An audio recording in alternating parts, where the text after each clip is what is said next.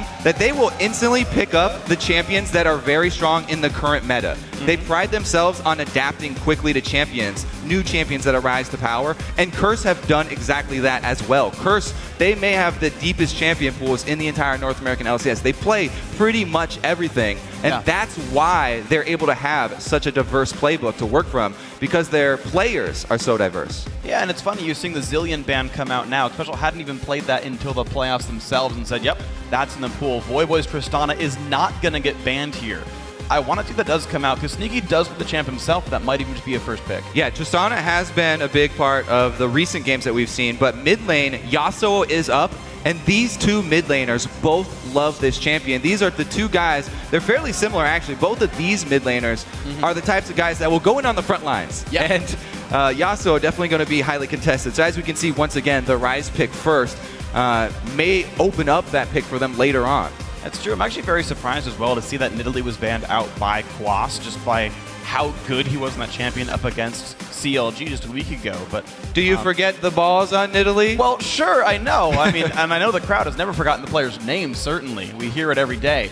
But it's just interesting because I suppose these guys do share champion pools very heavily. Almost everyone down the line plays the same stuff, so bans become a little bit more awkward here. That does come with a lot of the teams following the same strengths of current champions in the meta, and a lot of the value that these teams put on them are very similar since they're all practicing together. Not these specifically, though, because you don't want to scrim against the people on your side of the bracket.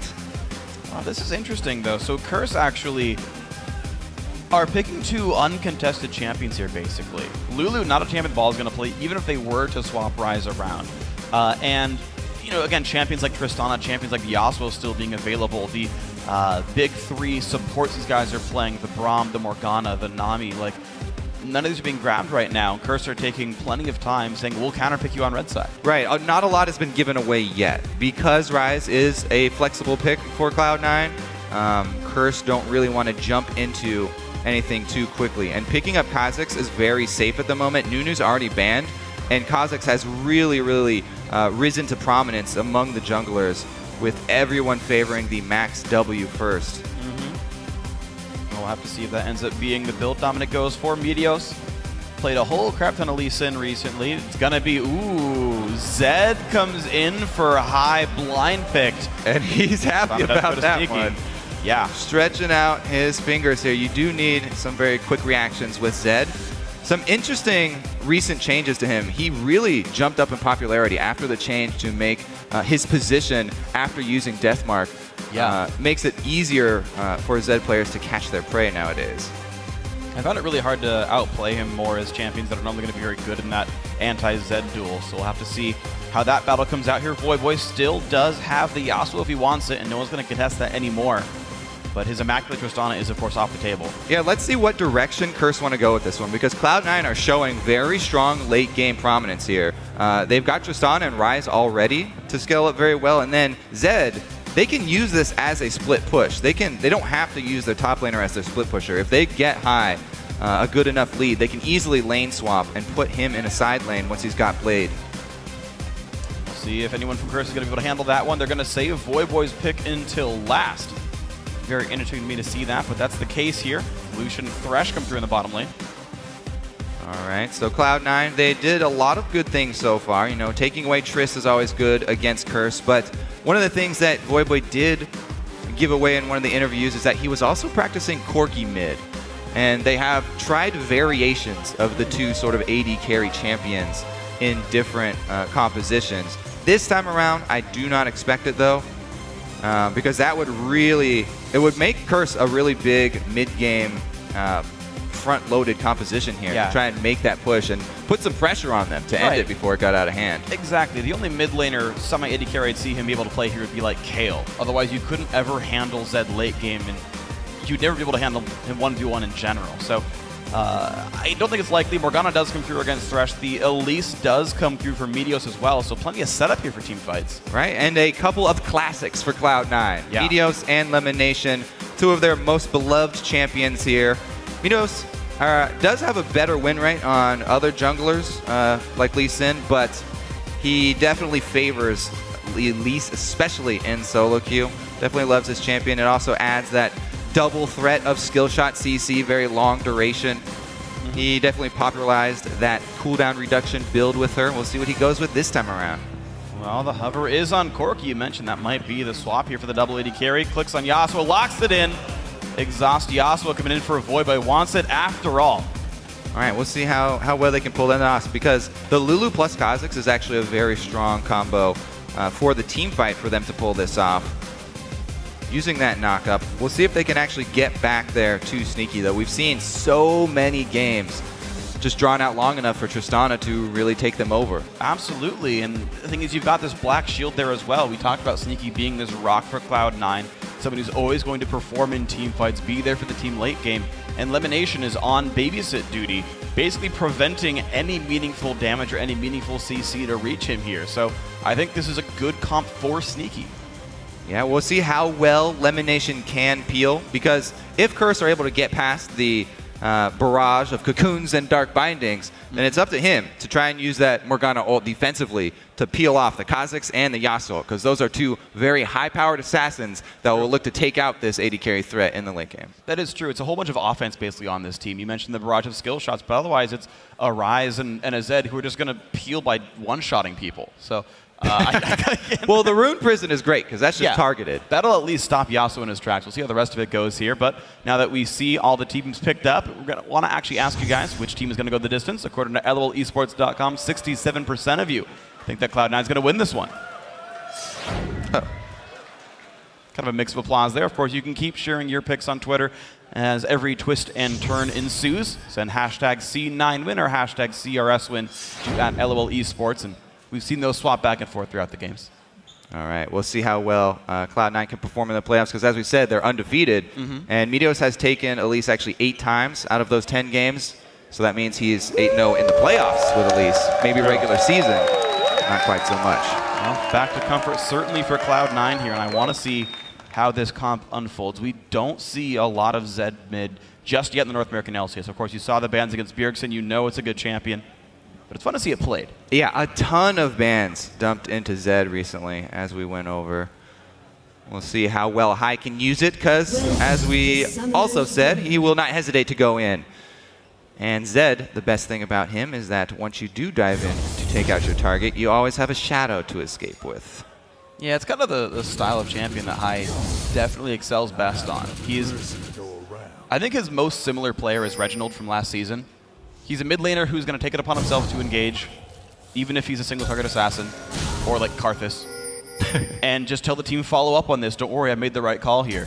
And of course, Cloud9 very smart to trust him in his judgments. Cloud9's team fight's probably the best in North America. It really does show how all of Cloud9 listen to that one voice, especially early on in the game when the early team fights are crucial, and you can tell it, especially with the skirmishes mid. See if Meteos decides to try and get Balls ahead, though. As we said, Balls really preferring those damage-oriented carry top laners. Now he's got the opportunity here with Ryze. If he can get past the early game here and stack up his mana items. Well, I'm actually glad you mentioned the early game, because I feel like these two junglers have had very different styles. In the beginning of this year, Meteos and Cloud9 said, we're going to go back to early game. We're going to try to pressure early on. That's how the good teams are winning over in Asia. So we're going to try this style again. But since then, Meteos has played a much slower early game. I believe he has the highest CS at 10 of all junglers in North American LCS. He's back to farming the jungle, back when they joined the league in 2013, whereas Dominate has one of the highest participations in the game, has incredible first blood stats, and Dominate does everything early on. Yeah, we do always like to go over the first blood stats for Curse, but you know, the Meteos, the trade-off there is, yes, he does get a lot more farm, and he does get a lot more gold actually still than other junglers, but it does cost him in kill participation for the team as well. Cloud9 do have a lot more split up kills. All right, but we will have the lane swap, as everyone can see in the double jungles. Starting off for Curse. This is a different style though for Cloud9 though. I think Balls is actually already dual laning with Lemonation down to this bot side here, so more farms coming into Cloud9 right now. They do want to try and babysit Balls here, make sure that he can farm well in the early game, try and get him past this hump. And he's not a bad partner to have in a duo lane either. He can trade extremely well early. And if you have the support of a good Morgana who will keep him safe from that Thresh, then he can actually trade freely, and starting off with that Mana Crystal definitely going to help out. You can see Trinket required to put in the brush. Special just says, respect this. Okay, Trinket's down, that's fine, I'll go back to my lane now. But the lane is pushing out right now, which is going to mean that Dominate and Quas are going to be unlocked to maybe gank these two Cloud9 members if they want to show bot lane. Well, there's an interesting early back here for Dominate, and he is heading top right now. He's probably going to try and shove this wave up to the turret to try and get that to reset. You mentioned the extra income for Cloud9 since they are farming all 3 lanes, whereas Curse kind of gave up that top lane. They don't want to let that continue. You need to at least match the early gold here. So a little bit of double jungle on the double golems, and we may see them try and shove that wave in. See what Cloud9 react to, though, since you see 2 people top. If they both show in lane, does open up the possibility of extremely early dragons. Running with Elise, that's definitely an option. All right, and they're going to try to break the freeze against Sneaky. Just note that at the time they come into this lane, it's basically 30 versus 16 in CS for the top lane and jungler combined. So a very obvious amount of gold going C9's way to start this one out. I think they did a great job of pushing the early duo lane here. Nice by Sneaky, I like that. Got every single freaking one. Gets some applause from the crowd. Good. He's missed literally 1 CS. It is something to note for Tristana, too. You know, great wave control, but then he also levels up Explosive Shot later and still gets all the CS. Not the easiest task to do. He's right up there with Cop. And Hai's having a decent time up here. He is being beat out by Voyboy a little bit, though. So Voy so far with the Yasuo. Now, Yasuo is the second most banned champion against Curse, behind Kassadin, that everyone is banning most of the year. So most people gave a lot of respect to Voy. Now let's see him prove why it was here. Well, yeah, he was one of the earliest North American mid laners to pick up the champion and really show results with it. So no surprise there. Zed, though, has a good chance against him. Interesting that Hai has gone with the Ignite here instead of Exhaust. When the Exhaust from Voyboy does go down on Hai, he will probably want to save one of his shadows to escape, either from the ult or W. That'll be a fun battle to watch, though. I've not seen this 1v1 very much. I do want to know how it actually pans out, because it's going to be a whole lot of moving around really fast, and then someone's going to get one shot. So the possibilities for outplays are on both sides. I really do like that Voyboy has Exhaust in this matchup, though. Definitely gives him a good window to work with. So far, we're just staying with our sort of newfound top and bot lanes there. Quas swaps back. He's 1v1ing Sneaky. That's going just fine. The dual lane of Copy Special are pushing into the turret pretty nicely, getting good CS for themselves and pushing balls down a little bit here. So overall, just kind of trading objectives. Dominate has not found his way in for any kills yet. You know, it's pretty funny how this game has started out, because classically the Curse team is the one who started the mid Tristana solo lane, but effectively Sneaky is a solo lane Tristana in the top lane. So Cloud9 are using solo lane Tristana against Curse by swapping their Rise down bottom to deal with this duo lane here, and it's working out for them. It's going to create really interesting dynamics, because Sneaky's going to be able to outrange like everything Curse can do to him. I feel like it adds that extra weight on Sneaky's shoulders that he's been able to so far handle. But it also means that Balls, he is a short-range champion. He's on Rise. And if he doesn't get to power up and doesn't get to levels, he's actually quite killable. Well, having that support there definitely is the right time to support him, because he definitely wants to get his tier and his rod before he really starts going for aggressive trades. So he's doing a good job just last hitting down there under that turret, surviving. And the thing about solo lane Tristana and why it's so strong, and why Curse and Alliance both used it in the mid lane, a lot of it has to do with her mana-less shoving. She doesn't have to expend resources to shove. Now, that's extremely effective in mid lane, because a lot of the mid laners do have to spend a lot of their mana, and the lane is very short, so you can shove it quickly and then go farm somewhere else. Yeah.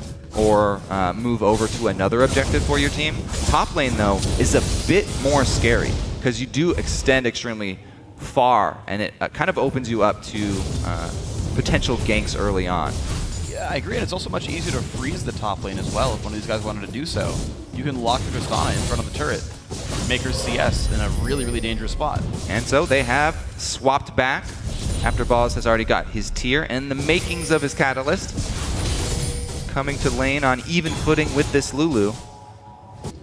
Quas up a level right now, though. It's kind of like item lead versus level lead here, and I think VODS just wants to farm it out for now. Blue buff will, looks like, go to dominate right here. Has evolved the spike racks, did max his void spikes. Still keep called out, and there's the flip. They also have set up a pretty nice defensive pink ward line here for Curse. Oh, that hook on a sneaky, though. Black Shield comes in, lets him jump out safely. Little bit of harass landed there. Not going to be too bad. He does have his BF sword, both 80 carries. Able to trade effectively. It will help out Lucian a bit more because he's got the scaling on his abilities. But there's actually a significant level lead.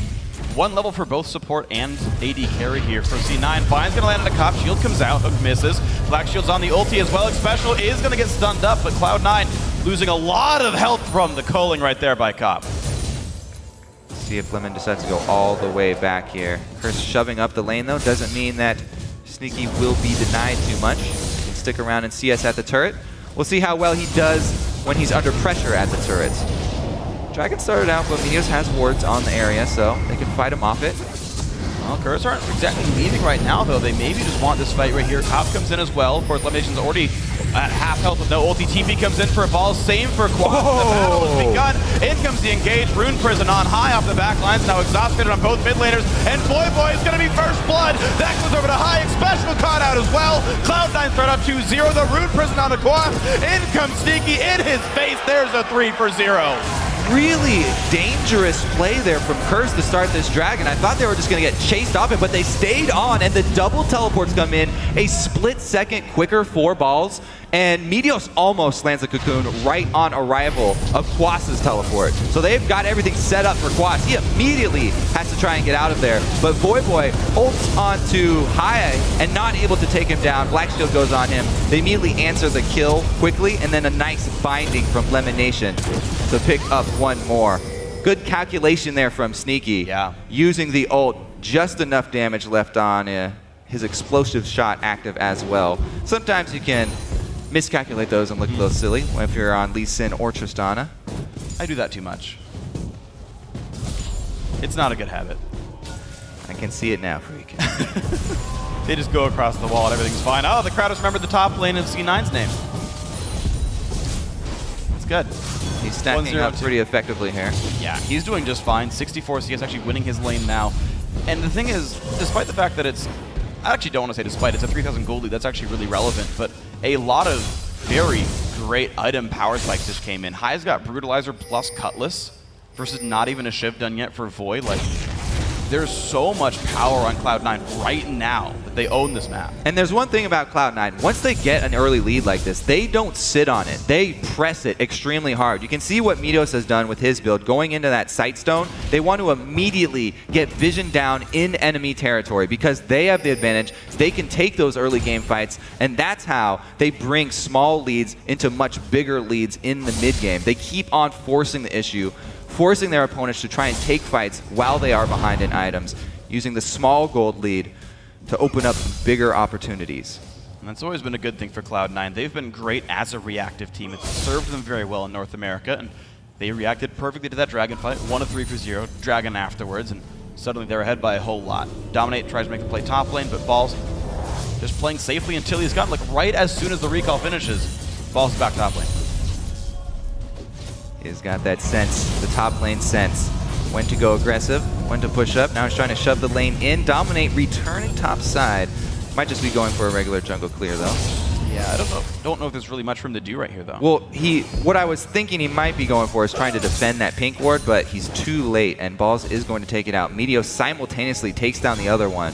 So the entire line here of early pink wards they had set up in defense already taken down by Cloud9. Wow. And look at this as well. They've already gone into that jungle to control it as the red buff's going to respawn soon. Bot lane pushes up, basically can act as bait if they want to steal the buff away. It's really beautiful how Cloud9 jump on that vision control game as soon as they have the advantage to back it up.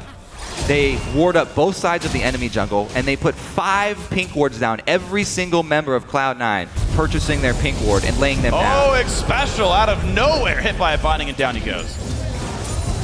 Yeah, nothing you can say there. Lemon probably just landed that binding out of the bush to grab the kill on X special. Maxing that one first. 3 seconds, way too long to survive. Oh, only level 4, not quite there yet. 2.75, still too long to survive. 2.5, I forget which. You're right. 2.75. Uh-oh, high. All right. He's actually going to go in for this one against Void, but exhaust burn. But this is the death mark on the way back. Dominic gets cocooned.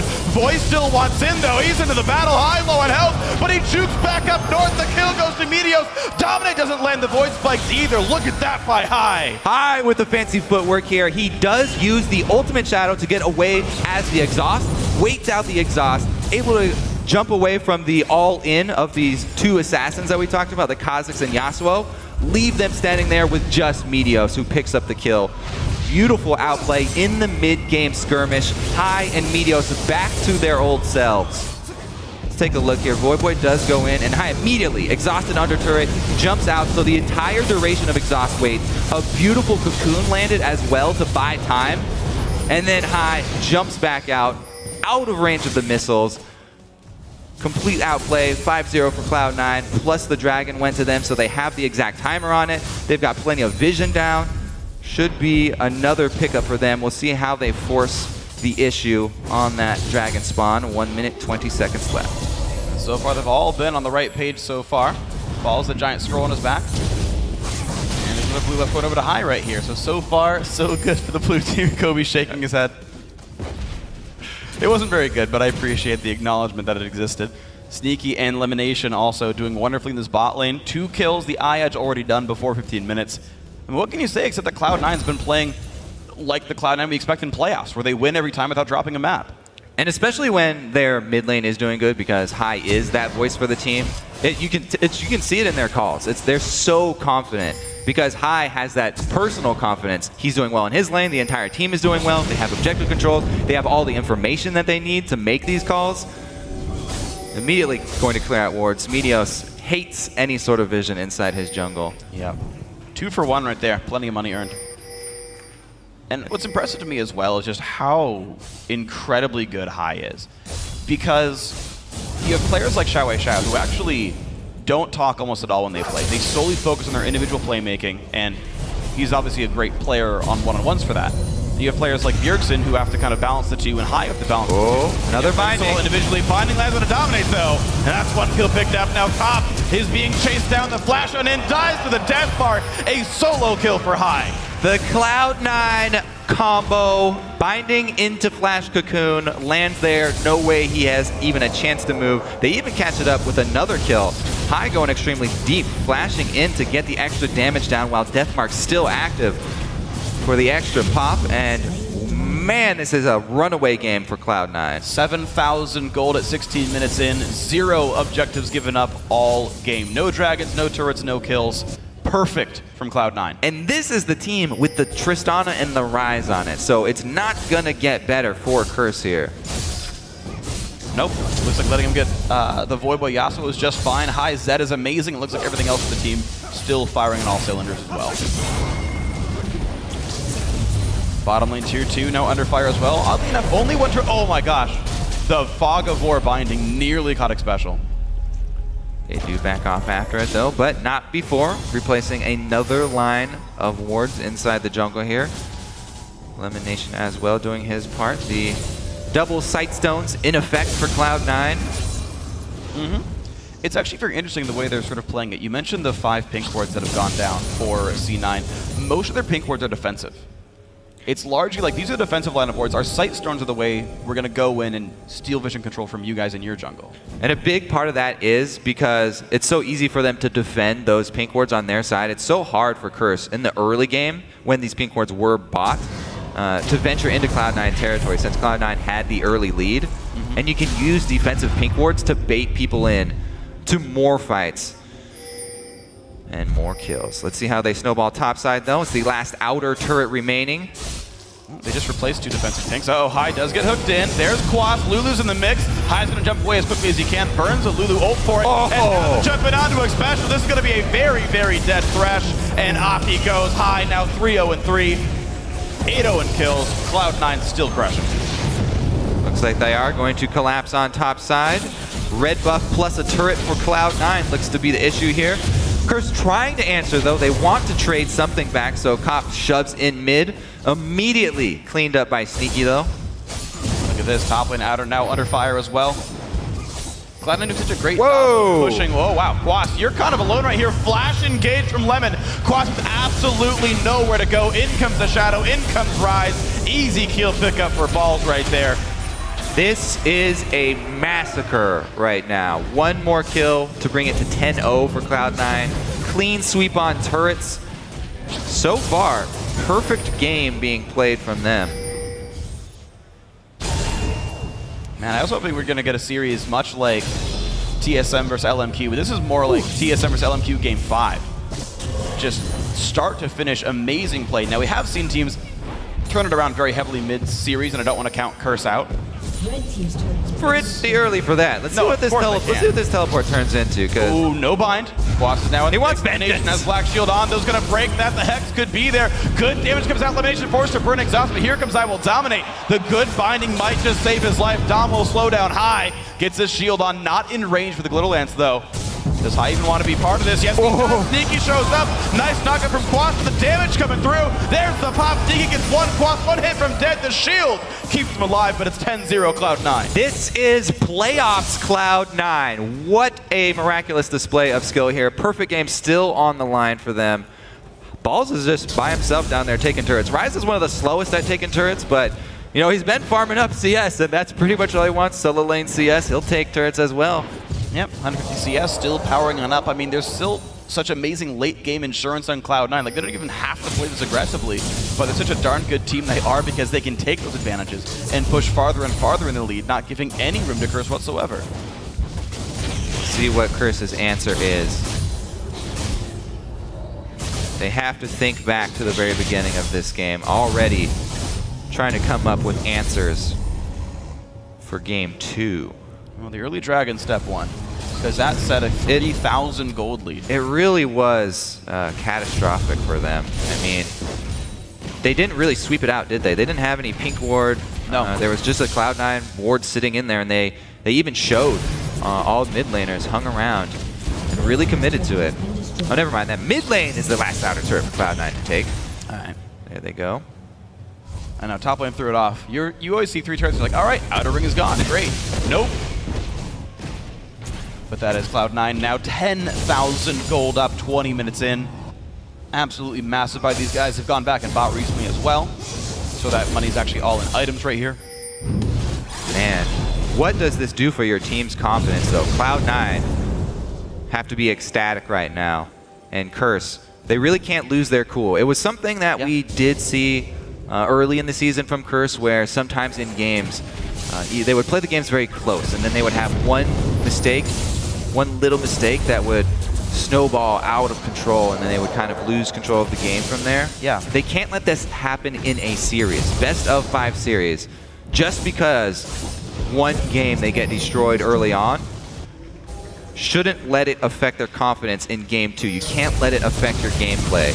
Ooh, Cop wants the battle. Oh! Sneaky takes him out. A Black Shield for support, and now the engage from High as well. He's going to grab it special cleanly. Jumps on back. Turret can't claim me. The elimination in the mix, though. He's going to lose some health. There's the knockup from Quas, and Lemon will go down. Finally a kill for Curse, but the mid-tier 2 is gone, and Balls now also in the mix. Boy forced to run away. 100 health left on him. That's an ulti coming across. Not going to be nearly enough, though. 13-1 for Cloud9. All right, I do need to add an addendum. It should affect your gameplay because there are things you need to change from the first game. True. But you shouldn't let it get into your head.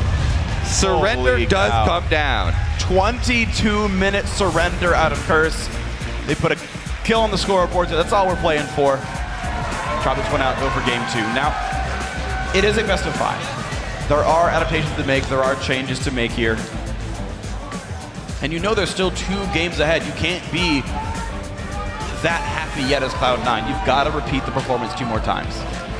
And we'll have to take a look at the PIX ban second time around, because as we said, these 2 teams are so interesting because they pride themselves on quickly picking up every single champion that has success anywhere in the world, so that they can use this as one of their tools. Both of these teams have so many options available. You can't ban all these out. Like we've seen Zed banned out so many games. Sure. It gets through in this one because there are so many other priorities for these guys. And that's the crazy thing as well. I mean, on one side, you can't even predict that high Zed was in the pool yet. He hadn't played it yet, to my knowledge, this split so far. But yeah, you're going to leave something else up if you ban the Zed. You're going to leave something else up if you ban the Rise. You're going to leave even more crazy things out for Cloud9. The Nidalee, the I believe Maokai banned out as well. Like all these important champions were waiting in the wings if you drop one of those bans here. So yes, I think there's much more still in the pool for C9. But